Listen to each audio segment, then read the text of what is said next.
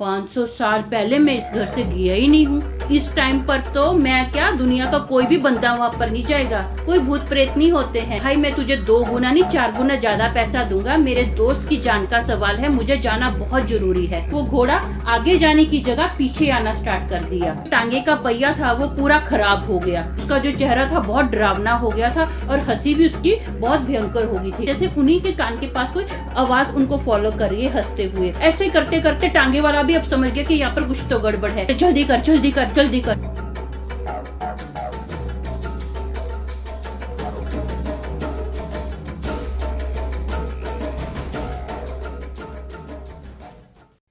समीर यात्रा के दर्शन के बारे में रहस्यों में रुचि रखने वाले जानते हैं, जिसे हम आभास कर सकते हैं, पर इसके प्रकारों को असीमित समझकर समझ नहीं सकते हैं। मेरे जीवन का ये किस्सा सदियों पुराना है, जिसे कोई भी अगर देखने की हिम्मत करे तो वो अपने ही समय में रहकर सदियों पुरानी सृष्टि को अपनी आंखों से ताजा देख सकता है। ये जो किस्सा है वो एक जंगल का किस्सा है, जिसमें एक अज्ञात आत्मा का वास है। हेलो दोस्तों, मेरा नाम अमन है। मैं आप सभी का मेरे YouTube चैनल 50-50 ब्लॉग में स्वागत करती हूँ। उम्मीद करती हूँ कि आप सभी अच्छे और स्वस्थ होंगे। आप मेरे चैनल को सब्सक्राइब कीजिए, लाइक कीजिए, शेयर कीजिए, कमेंट कीजिए और हाँ, बेल आइकन को दबाना मत भूलना, ताकि आपको आने वाले वीडियो के नोटिफिकेशंस मिलते रहें। दोस्तों, आपको तो पता है कि मुझे बचपन से ही किस्से कहानियां सुनने का और सुनाने का बहुत शौक है। एक बार ना मैं मेरे नाना जी के घर पर गई और मैंने मेरे नाना जी को बोला कि नाना जी मुझे ना आप कोई स्टोरी सुनाओ। तो मेरे नाना जी ने मुझे बोला, मैं ना अपने जीवन की एक सच्ची घटना तुझे सुनाता हूँ, गौर से सुनेगी? मैंने बोला हाँ नाना जी, मैं गौर से सुनूंगी। तो मेरे नाना जी ने मुझे बिठाया, रात का टाइम था और मेरे नाना जी ने मुझे कहानी सुनाई। मेरे नाना जी ने बताया कि जब वो 20 या 22 साल के थे ना, तो एक बार एक उनके ही गांव का बंदा उनके घर पर आया और उन्होंने बताया कि जो तेरा दोस्त जो दूसरे गांव में शिफ्ट हो गया है ना, उसकी तबीयत बहुत ज्यादा खराब है।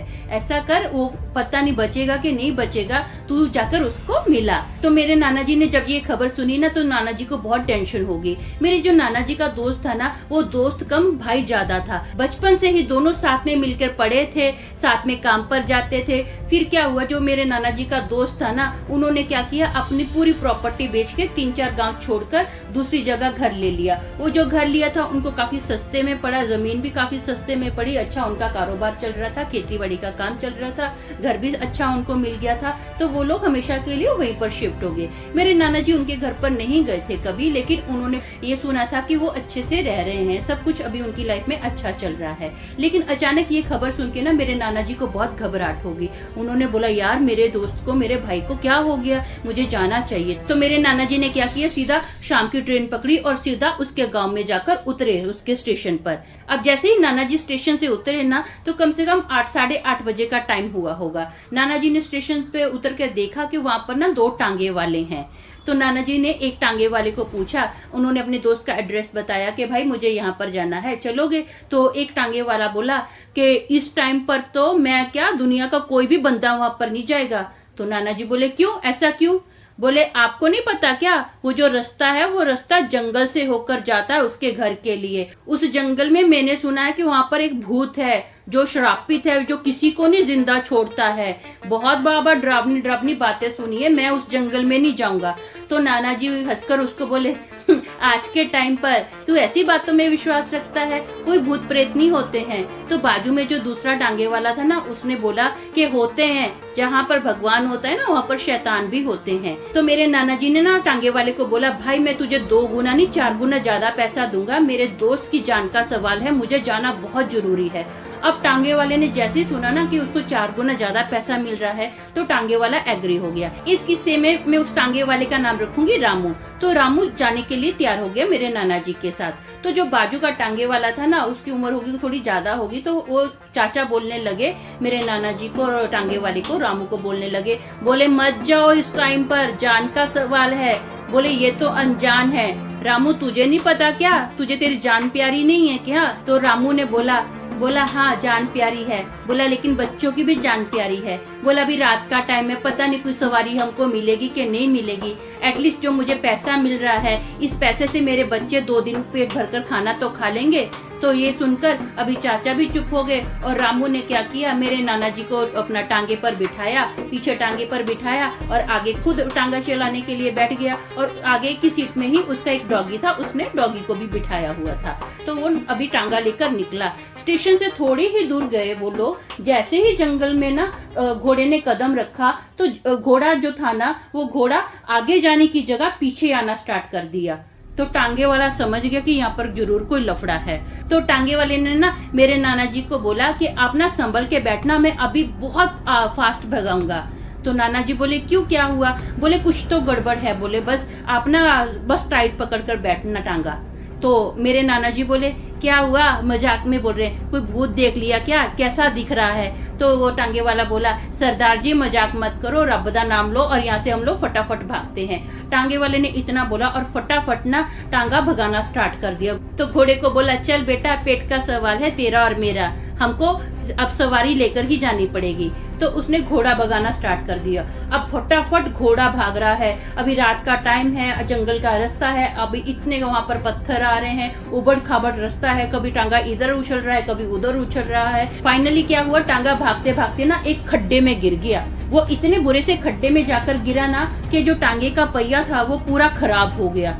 अब ये देखकर बेचारा टांगे वाला तो सर पकड़ के बैठ गया कि अब इसको तो ठीक करने में बहुत टाइम लगेगा। उसने मेरे नाना जी को बोला कि सरदार जी अब इस पहिए को जो ठीक करने में है ना कम से कम 2 या 2.5 घंटे लगेंगे। अब ऐसा करो आप वेट करो, क्योंकि आपके पास कोई दूसरा ऑप्शन तो है नहीं है। अगर आप चल के भी जाओगे तो अगले दिन रात को वहाँ पर उस गांव में पहुँचोगे, तो बेटर है कि आप 2 या 2.5 घंटे यहाँ पर वेट कीजिए, मैं तब तक ये पहिया ठीक कर लेता हूँ। अब वो पहिया ठीक कर रहा था तो मेरे नाना जी ने सोचा कि क्यों ना थोड़ा जंगल को देखा जाए। तो मेरे नाना जी ने चुपचाप वहाँ से निकल गए और धीरे धीरे वो जंगल के अंदर जा रहे हैं। जैसे ही मेरे नाना जी धीरे धीरे जंगल के अंदर जा रहे हैं ना, तो उन्होंने ना देखा झाड़ियों में से ना एक वहाँ पर लालटेन की लाइट जल रही है। तो मेरे नाना जी सरप्राइज, ये क्या, जंगल में घर किसका हो सकता है, यहाँ पर लालटेन कैसे जल रहा है? तो नाना जी ने बोला कोई बात नहीं, जाके आगे देखता हूँ क्या है क्या नहीं है, कि जंगल में किसका घर है। तो नाना जी जैसे थोड़े आगे गए ना, तो उस घर का एक बंदा था, वो लालटेन लगा रहा था और उसने मेरे नाना जी को देख लिया। उसने मेरे नाना जी को स्माइल दी, तो मेरे नाना जी ने भी स्माइल दी और मेरे नाना जी को बोलता है सरदार जी कोई चाय पानी पियोगे? तो मेरे नाना जी बोले नहीं नहीं, आपका बहुत बहुत धन्यवाद। तो ऐसा बोलकर मेरे नाना जी ने उस बंदे को बोला आपका जो घर है ना बहुत बड़ा घर लग रहा है, बाहर से भी बहुत खूबसूरत है। तो उस बंदे ने बोला कि अंदर आके देखोगे ये घर?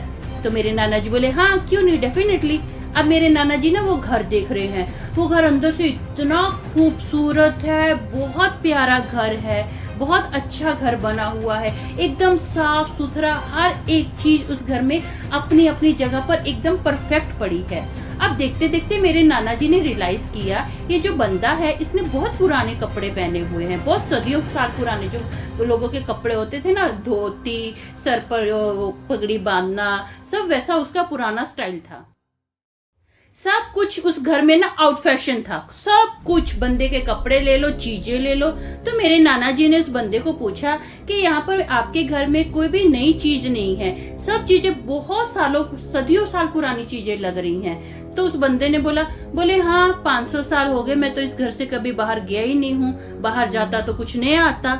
तो मेरे नाना जी के फट से कान खड़े हो गए, 500 साल पहले मैं इस घर से गया ही नहीं हूँ। जैसे ही उसने बोला ना कि मैं तो 500 साल से इधर ही हूँ, तो ऐसे ही ना उसके बोलने से सारी चीजें बदल गई और जो खूबसूरत जो घर था ना वो पूरा घर खंडर में बदल गया। पूरा घर टूटा फूटा, तहस नहस, ऐसा पूरा घर खराब था। जिस चेयर पर मेरे नाना जी बैठे थे ना, देखा वो चेयर पर भी कितने सारे जाले लगे हुए हैं। मेरे नाना जी के कपड़ों पर, हाथों पर, सब जगह जाले ही जाले भी लग गए थे। मेरे नाना जी वहां से फिर भागे। ऐसा करके ना मेरे नाना जी जैसे ही जा रहे हैं तो वो बंदा ना अजीब सा हंसने लग गया। फट से उसने अपना अजीब सा चेहरा बना लिया। उसका जो चेहरा था बहुत डरावना हो गया था और हंसी भी उसकी बहुत भयंकर हो गई थी। तो मेरे नाना जी उल्टे पैर भागना स्टार्ट कर दिए, मतलब फटाफट मेरे नाना जी ने भागना स्टार्ट कर दिया। मेरे नाना जी अभी टांगे की ओर बढ़ रहे हैं, भाग रहे हैं फटाफट। जैसे वो भागते जा रहे हैं ना, तो मेरे नाना जी को ऐसा लग रहा कि जैसे उन्हीं के कान के पास कोई आवाज उनको फॉलो कर रही है हंसते हुए। बहुत ही भयंकर आवाज थी जो उनके कानों के पास उनको आ रही थी हंसने की। मेरे नाना जी नॉन स्टॉप भाग रहे हैं। तो बाई चांस टांगे वाला ढूंढते हुए ना मेरे नाना जी के पास आया। तो मेरे नाना जी ने बोला, भाग जल्दी भाग, तू टांगा स्टार्ट कर। ऐसे करते करते टांगे वाला भी अब समझ गया कि यहाँ पर कुछ तो गड़बड़ है। वो क्या किया, टांगे वाले ने फटाफट टांगे में बैठा और भागना स्टार्ट किया। मेरे नाना जी भी चलते टांगे में बैठे और बोले, जल्दी कर जल्दी कर जल्दी कर। ऐसा करते करते उन लोगों ने ना बिन ब्रेक टांगा भगाया, आगे पीछे कुछ नहीं देखा, बस टांगा भगाते गए, भगवान का नाम लेते गए। ऐसे में क्या हुआ, रात का टाइम था, पूरी रात उन्होंने टांगा भगाया और जैसे ही वो जंगल से बाहर निकले उसी टाइम पर सूरज की पहली किरण उनके ऊपर आई और उन्होंने उस आवाज से शांति पाई। और जैसे ही मेरे नाना जी और वो टांगे वाला सुबह गांव में पहुंचे ना, तो मेरे नाना जी ने ये पूरा किस्सा अपने दोस्त को सुनाया और पूरे गांव में ये बात पूरी फैल गई और टांगे वाले ने भी सबको ये किस्सा बताया। तो मेरे नाना जी ने डिसाइड किया, मैं आज के बाद ना कभी भी रात के टाइम पर ना ही तो जंगल से आऊंगा और ना ही जंगल में जाऊंगा। तो फाइनली मेरे नाना जी अभी कहीं भी, आज भी कहीं भी आते जाते हैं तो वो दिन में ही आते जाते हैं, ट्रेवलिंग करते हैं। जैसे ही नाना जी ने मुझे ये कहानी सुनाई ना, तो मैंने नाना जी को बोला, नाना जी ये कहानी तो बहुत अच्छी है लेकिन ये बहुत छोटी है, आपके पास और है? तो नाना जी ने बोला, हाँ बहुत सारी हैं, तो सुनेगी? मैंने बोला हाँ। तो नाना जी ने ना मुझे बहुत सारी कहानियां सुनाई। कम से कम 2-2:30 बजे तक मैं नाना जी से कहानियां ही सुनते रही। तो अगर आप भी सुनना चाहते हैं तो आप मेरे साथ जुड़े रहिए। तो आपने मेरी जिंदगी के बारे में तो थोड़ा सुन ही लिया है, अब उसी टॉपिक पर थोड़ी कविता भी सुनिए। ये 50-50 ब्लॉग का स्टाइल है, थोड़ी जिंदगी थोड़ी कविता। हवा नहीं चलती है पर ठंडी बढ़ जाती है, तापमान की ये तीव्र गिरावट चेतावनी का संकेत बताती है, चेतावनी का संकेत बताती है।